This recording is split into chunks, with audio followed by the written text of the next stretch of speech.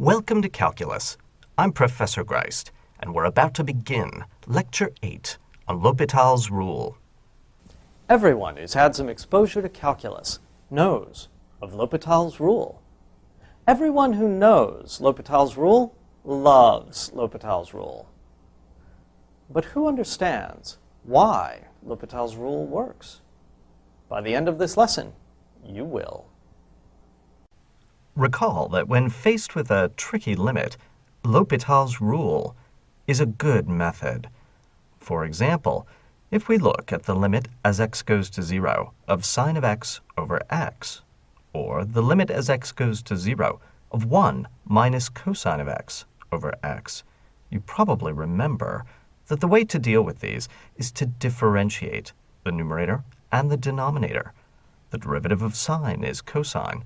The derivative of x is 1. Taking that limit gives you the correct answer of 1. Likewise, in the second example, the derivatives of the numerator and denominator give sine of x and 1, respectively, leading to an answer of 0. But what does L'Hopital's rule really say? Well, remember the way that it is applied.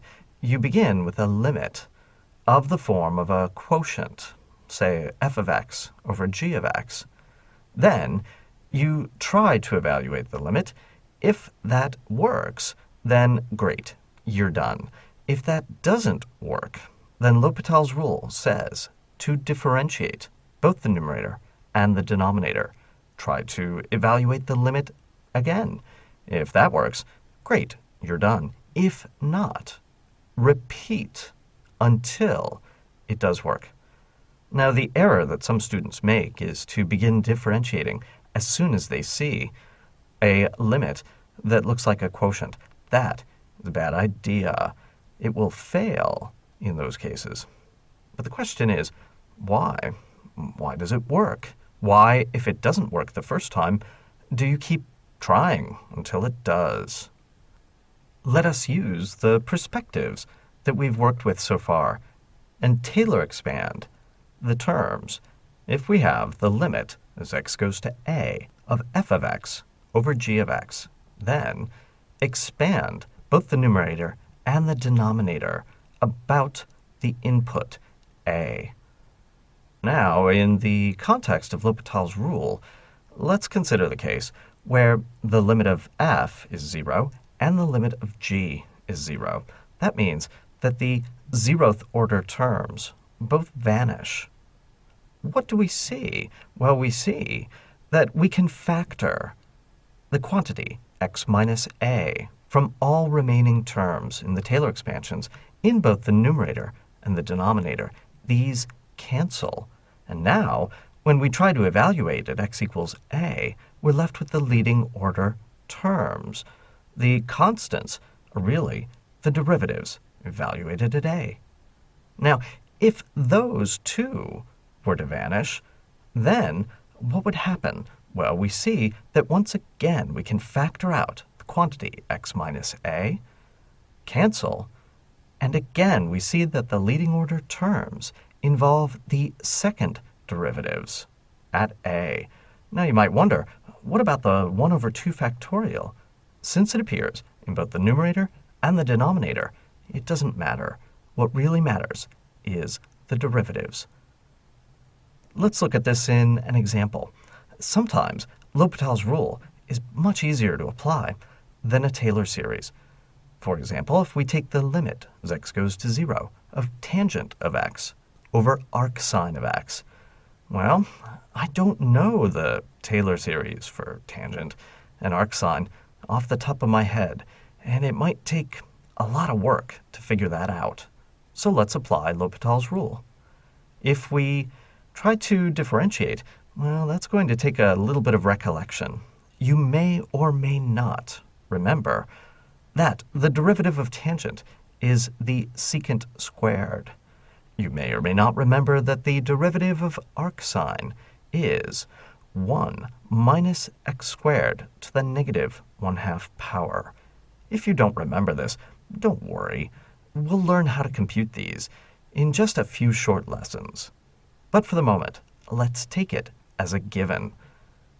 Using L'Hopital's rule, we get the limit as x goes to 0 of secant squared x over 1 minus x squared to the negative 1/2. Evaluating at 0 and remembering that secant of 0 is 1 gives us our answer of 1. That was simple. Let's look at another example, one for which L'Hopital's rule might not be the way to go. The limit as x goes to 0 of x squared log of cosine of x over sine squared of 3x squared. Whew, I do not want to try to compute the derivative of that. It's possible, but not profitable. However, I recall the Taylor expansions for cosine of x, for log of 1 plus something, and for sine of something. These are all very simple. We've done these before. Now, using the fact that the limit is as x goes to 0, and cosine of x about 0 is 1 minus x squared over 2 plus higher order terms, then substituting in for sine 3x squared and dropping all the higher order terms of sine, and then we have to square that. Ooh, this way is not so easy either. But it's not that bad. We're left with expanding log of 1 minus x squared over 2 plus higher order terms. That is in the form log of 1 plus z. The first term is z itself, in this case, negative 1/2 x squared. We'll forget about the higher order terms. Hopefully they won't matter. In the denominator, when we square 3x squared plus higher order terms, the first term is 9x to the 4th. Whew. And now we see that the leading order terms are of the same degree. We get negative 1/2 x to the 4th plus stuff over 9x to the 4th plus stuff. Factoring out an x to the 4th, canceling, gives us an answer of negative 1/18. Now, not all tricky limits are in the form of 0 over 0. For example, the limit as x goes to 0 of 1 over sine squared x minus 1 over x squared.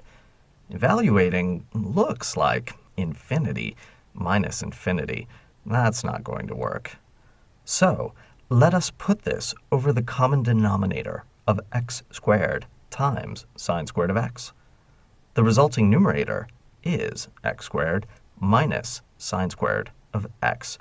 And now we can apply L'Hopital's rule, or, in this case, Taylor expansion. If we Taylor expand, well, the only thing we need to worry about is sine squared of x, which is the Taylor series for sine of x, quantity squared. What we really want to do is compute the leading order term. So we're going to have a little bit of algebra to do. When we square x minus x cubed over 3 factorial plus higher order terms, what do we get? The first term is x squared. The second term is 2 times x cubed over 3 factorial.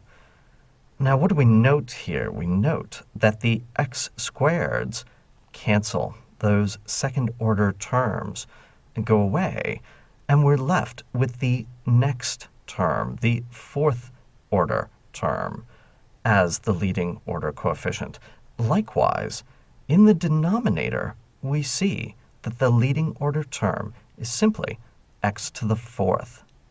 Thus, canceling the x to the 4ths gives us leading order coefficients of 1/3 in the numerator and 1 in the denominator. Our answer is 1/3. Likewise, if we consider x times log of x and send x to 0, we're going to have to be a little careful. This is a one-sided limit, sending x to 0 from the right. Then what would this be? Well, x is going to 0. Log of x is going to minus infinity. 0 times minus infinity, that's not going to work. Once again, let us put this over a denominator. In this case, we'll move the x to the denominator and call it 1 over x, so that we have a ratio of two functions. In this case, log of x over x to the minus 1. Now, we're going to apply L'Hopital's rule. I'm a little nervous about Taylor expansions here because both log of x and 1 over x don't seem to have good Taylor expansions at x equals 0. So, applying L'Hopital's rule gives us what? The derivative of log of x is 1 over x. The derivative of 1 over x is minus 1 over x squared. These simplify to minus x. And taking the limit as x goes to 0 from the right, we see that the answer is 0. Now, L'Hopital's rule can also help in evaluating limits at infinity. Consider the limit as x goes to infinity of log of x over square root of x. It's maybe not apparent what that limit is going to be. Log of x and square root of x both become infinite as x goes to infinity, but at what rate? Is there one that is bigger than the other? Well, let's apply L'Hopital's rule. This gives us the limit as x goes to infinity of what? The derivative of log of x is 1 over x. The derivative of x to the 1/2 is 1/2 x to the minus 1/2. This simplifies to twice x to the minus 1/2. As x goes to infinity, this clearly goes to 0. Well, that's the answer, but what does that really mean? A log of x is going to infinity, square root of x is going to infinity, their ratio is going to 0. What that really means is that the square root of x dominates the log of x. It grows much faster than the logarithm does. While it's true that L'Hopital's rule tends to be helpful in evaluating limits at infinity, it's not universally helpful. Sometimes you have to think. Consider the limit as x goes to infinity of the hyperbolic tangent of x. That is, by definition, the limit of the hyperbolic sine over the hyperbolic cosine. Let's apply L'Hopital's rule. Well, this is easy. What's the derivative of sinh? It's cosh. What's the derivative of cosh? It's sinh. And so we get the limit as x goes to infinity of the hyperbolic cotangent of x. Now, I don't know what that is, so let's apply L'Hopital's rule again. The derivative of sinh is cosh, and of cosh is sinh. And unfortunately, we're stuck in a loop, and we'll never get anywhere. But using our collective head, we know the definition for the hyperbolic tangent. What we really care about is the ratio of e to the x minus e to the minus x over e to the x plus e to the minus x. Now let's think about that. Those first terms are big. E to the x gets large very quickly as x goes to infinity, and e to the minus x gets very, very small. Let's ignore it. What would we get? Well, I think you could argue that the limit ought to be 1. How can we make that a little more precise? If we factor out an e to the x, we're left with 1 minus something going to 0 in the numerator and 1 plus something going to 0 in the denominator. Canceling gives us easily this limit. This is a useful way to argue. Consider the limit of x times log of x over log the hyperbolic cosine as x goes to infinity I'm going to let you do the work to apply L'Hopital's rule and see what we get. What we're going to get winds up looking a little complicated. Fortunately, there's a hyperbolic tangent involved, which allows us to use our previous result to say that the numerator is going to infinity while the denominator goes to 1. What I want you to do is think about how that answer of infinity could be obtained in your head without L'Hopital's rule. Consider the hyperbolic cosine of x. That's really e to the x plus something small, up to a constant of 1/2. Now, if we take the natural log of that, that should look something like x. Not exactly, but it should grow linearly. And so I would argue that x times log of x divided by something that grows like x should give us an infinite limit. That's a foreshadowing of what is to come, where we want to have a language for discussing or controlling growth of functions. This is called Big O, and it's a beautiful language. L'Hopital's rule, together with Taylor series, form a wonderful set of tools for evaluating limits. In our next lesson, we'll put these tools to use in studying asymptotics, or growth rates of functions. Along the way, we'll augment our tools with one more device, that of Big O.